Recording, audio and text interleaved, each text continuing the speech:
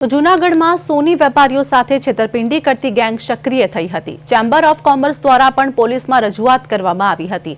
સોનાના ઊંચા ભાવ વચ્ચે જૂનાગઢમાં છેતરપિંડીની નવી મોડસ ઓપરેન્ડી જૂના દાગીનાના નામે વેપારીઓને લૂંટી ટોળકી ઝડપાઈ હતી।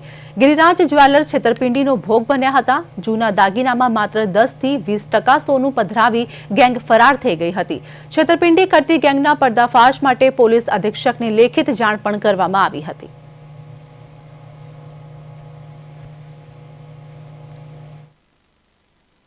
અમારે ત્યાં અમારે એક સભ્ય છે મેમ્બર એસોસિએશનના એ વેપારીને ત્યાં એવી ઘટના બની કે એક ભાઈ અને એક બેન જૂનો દાગીનો દઈને સામે નવા દાગીના લેવા છે।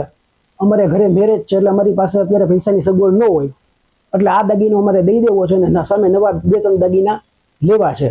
આ અનુસંધાને વાત કરતા અમારા વેપારી શ્રી એની યારે કામકાજ કરેલ, પણ દાગીનામાં એવું હતું કે દાગીનો એટલી બધી વ્યવસ્થિત બનાવટનો હતો કે એમાં કોઈ પણ વ્યક્તિને ખબર પડે નહીં, સિવાય કે એને આપણે આખો રિફાઇન કરીએ તો જ એમાં શું હકીકત છે એ જાણવા મળે।